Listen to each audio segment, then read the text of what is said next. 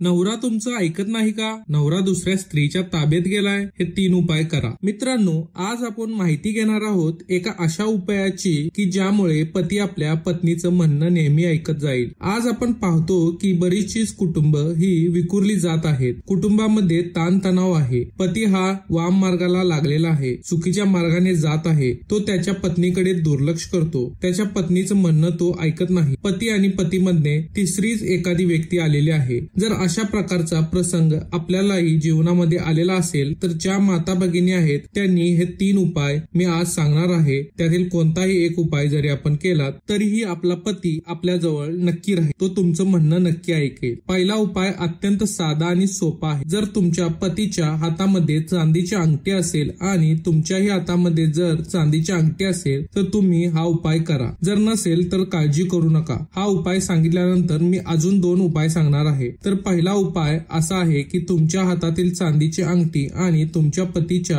हातातील चांदीची अंगठी, बोटातील चांदीची अंगठी या आपण घ्यायच्या आहेत आणि त्यांना एखाद्या लाल दोऱ्याने आपण घट्ट बांधायचं आहे. लक्षात घ्या, लाल दोरा घ्यायचा आहे आणि घट्ट बांधायचा आहे. बांधताना 7 गाठी मारायच्या आहेत. लक्षात घ्या, मोजून 7 गाठी आपण मारायच्या आहेत. आणि नंतर जी आपली सिंदूरची डबी असते ज्यामध्ये तुम्ही कुंकू ठेवता, सौभाग्याचं लेन आपण मानतो, तर कुंकवाची डबी घ्यायची आहे आणि या कुंकवाच्या डबीमध्ये या दोन्ही ज्या रिंग्स आहेत त्या आपण त्यामध्ये, अंगठ्या ज्या आहेत ते आपण या सिंदूरच्या डबीमध्ये ठेवायचे आहेत आणि अशी ही डबी आपण आपल्या तिजोरीमध्ये ठेवून द्या. हा उपाय करताना तो तुमच्या पतीला सांगून केला तरी चालेल, अगदी नळकट केला तरी ही चालेल. असा उपाय केल्यानंतर तुम्हाला दिसेल की आपला पती जो आपल्यापासून दूर गेला होता तो आता आपल्या जवळ येऊ लागलाय. तुमचं म्हणणं तो ऐकू लागलेला आहे. तुमच्यावरील दुर्वा हा संपुष्टात येईल. असा हा उपाय केल्यानंतर ती अंगठी तुम्ही त्याच ठिकाणी ठेवू शकता. कायमस्वरूपी काही हरकत नाही. दुसरा जो उपाय आहे अतिशय साधा सोपा आहे.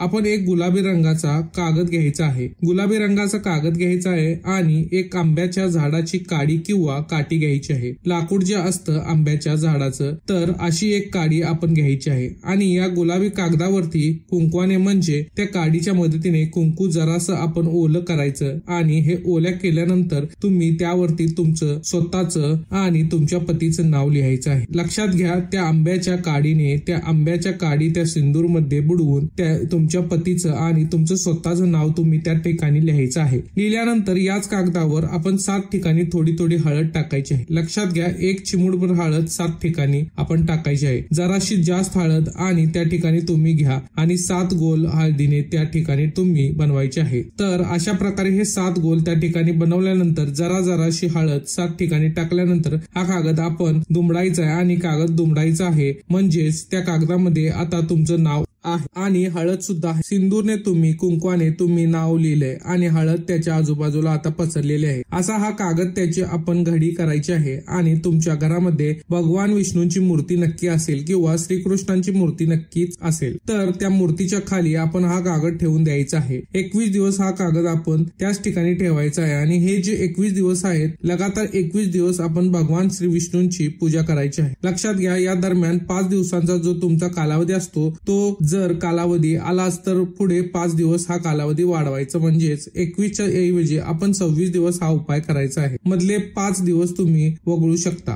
असं केल्याने तुम्हाला दिसेल की तुमचा पती हा तुमच्यावर पहिल्यासारखं प्रेम करू लागलाय किंवा त्याचं जर तुमच्यावर कधीच प्रेम नव्हतं तरी सुद्धा तुमच्यावरती प्रेम निर्माण होईल. त्याला तुमच्याविषयी आकर्षण निर्माण होईल. अतिशय साधा सोपा उपाय आहे. 21 दिवसानंतर हा कागद काढून तुम्ही एखाद्या वाहत्या पाण्यामध्ये प्रवाहित करू शकता. वाहतं पाणी जर नसेल तर एका तुमचं घरातलं भांड घ्या, त्या भांड्यामध्ये पाणी घ्या आणि त्यामध्ये हा कागद तुम्ही बुडवा. बस, अतिशय साधा सोपा उपाय आहे. तिसरा जो उपाय आहे यासाठी आपल्याला काही कपडे लागणार आहेत. कोणत्याही प्रकारचे तुमच्या पतीचे 5 वस्त्र तुम्ही घ्यायचे आहेत. पॅन्ट घेऊ शकता, शर्ट घेऊ शकता, रुमाल घेऊ शकता, बनियन घेऊ शकता, कोणतेही वस्त्र की जे तुमच्या पतीने वापरलेले आहे. अशी 5 वस्त्र आणि तुम्ही स्वतः वापरलेली 7 साड्या किंवा 7 ड्रेस आपण घ्यायचे आहेत. हे 7 वस्त्र तुमचे असं केल्यानंतर आपण सर्व सर्वप्रथम 3 जे जोड आहेत तुमचे स्वतःचे 3 कपडे तुम्ही खाली ठेवणार आहात. त्याचवरती तुमच्या पतीचे 5 वस्त्र ठेवणार आहात आणि त्याच्यावरती तुमची उरलेली 4 वस्त्र. लक्षात घ्या, सर्वात खाली तुमची स्वतःची 3 वस्त्र, पत्नीची, त्याच्यावर पतीची 5 वस्त्र आणि वरती तुमची उरलेली 4 वस्त्र. तर अशा प्रकारे ही 7 वस्त्र आपण एकावर एक ठेवणार आहोत. आणि हा जो गट्टा आहे कपड्यांचा, हा आपण एखाद्या लाल कपड्यामध्ये किंवा तुम्ही एखादी लाल ओढणी सुद्धा घेऊ शकता, त्यामध्ये आपण बांधायचं आहे, घट्ट बांधायचं आहे आणि एखाद्या अलमारीमध्ये किंवा एखाद्या तुम्ही ज्या ठिकाणी कपडे साठवता, कपाट वगैरे असेल त्या ठिकाणी ठेवून द्यायचं आहे. उपाय संपलेला आहे. तुम्हाला दिसेल की काही दिवसातच तुमच्यातील संबंध पूर्ववत होतील. तुमचा पती तुमच्यावरती पहिल्यासारखं प्रेम करू लागेल. तर अशा प्रकारचे हे 3 उपाय अतिशय साधे सोपे सरळ उपाय आहेत. तुम्ही करून पहा, नक्की तुम्हाला फरक जाणवेल. धन्यवाद मित्रांनो.